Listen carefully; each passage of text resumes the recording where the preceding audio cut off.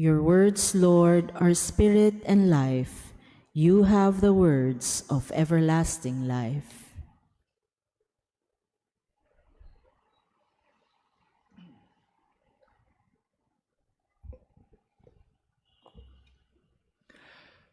The Lord be with you. And with your spirit. A reading from the Holy Gospel according to Saint Luke.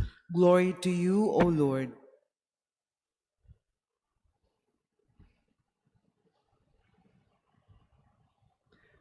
Jesus said to his disciples, "Be merciful, just as your Father is merciful. Stop judging, and you will not be judged.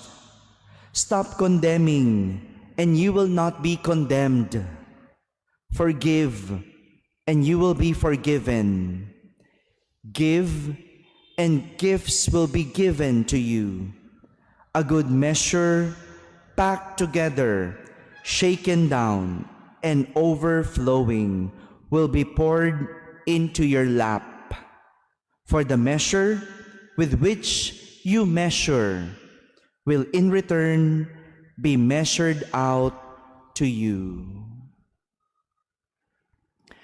My friends, the Gospel of the Lord. Praise to you, Lord Jesus Christ. Please be seated.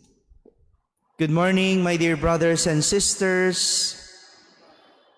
Jesus continues to challenge and teach his disciples on how to treat their enemies.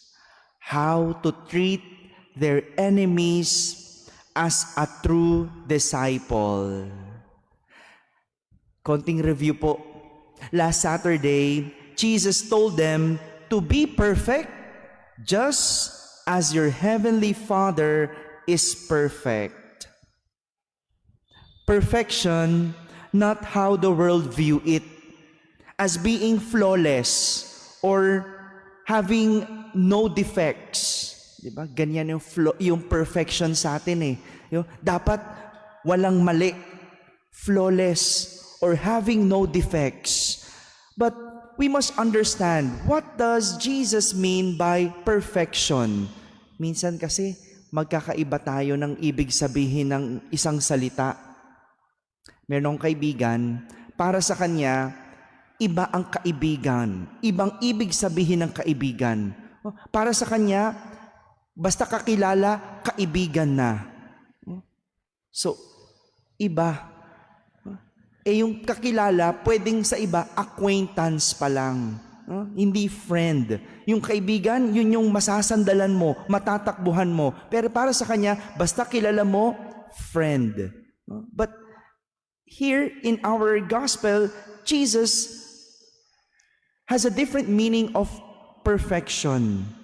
And in the New Testament, the word perfect in Greek means complete, whole, and fully. And Jesus used perfection in connection with obedience to God.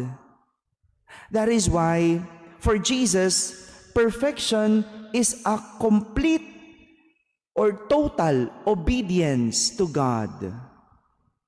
A complete obedience to God. So para maging perfect, dapat buo ang pagsunod sa Diyos. And so He told them to love their enemies and pray for those who persecute them. And for Jesus, that is perfection. Today, similar teaching or challenge is given once again to His disciples about treating their enemies.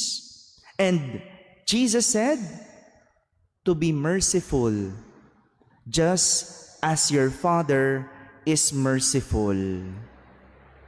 Again, we go back to what mercy means. Mercy in Greek is eleos, which is derived from the word for olive oil. Olive oil is used to treat wounds. Yung olive oil, alam niyo po ba yung olive oil? Sa Holy Land, napakadaming olive oil. Dito, ang mahal nito, di ba? Olive oil is used to treat wounds. As olive oil is soothing, comforting, and healing.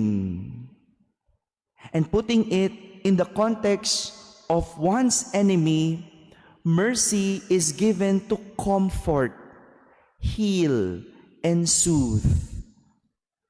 Ang galing, no? Yung pala ibig sabihin ng mercy, to comfort, to heal, to soothe. Parang ang hirap naman nung sinasabi ni Jesus tungkol sa kaaway, na to be merciful.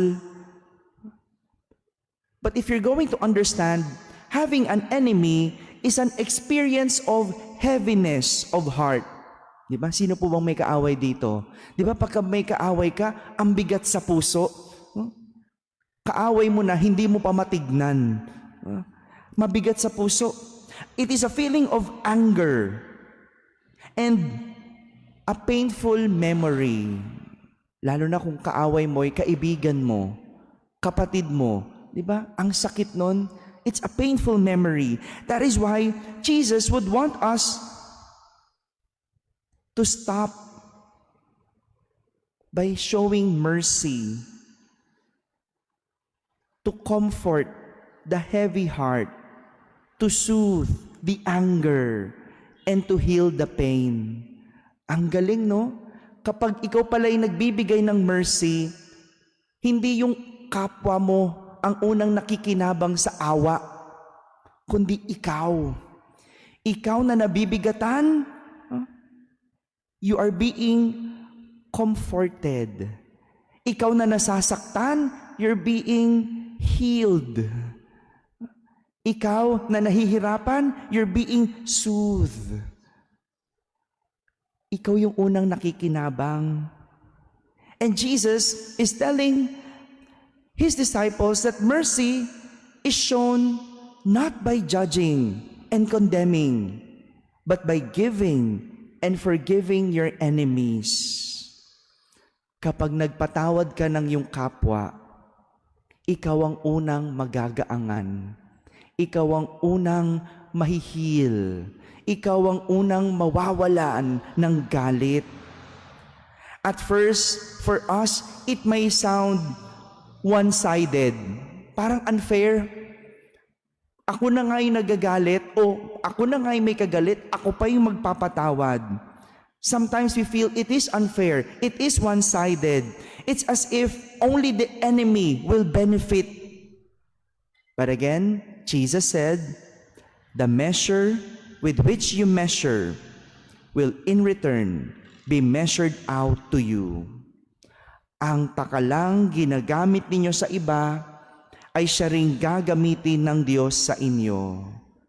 Kaya kung magpapatawad ka, ikaw din ay patatawarin. Kung magbibigay ka, ikaw din ay pagbibigyan. Kung hindi ka hahatol, ikaw rin ay hindi hahatulan. My dear brothers and sisters, Lent is a season of mercy, a season of soothing, comforting, and healing our sinful selves. Just like Prophet Daniel in our first reading said in his prayer and asking for God's mercy, inamin niya na makasalanan sila ang mga tao. That is why they're asking for God's mercy. They're asking for God's healing. They're asking for comfort from God. They're asking to soothe what they are feeling from God. And hopefully, this Lent, we may not only ask for mercy, we may not only experience mercy from God, but we may also let others experience the mercy of God through us by healing, comforting, and soothing our enemies. Amen.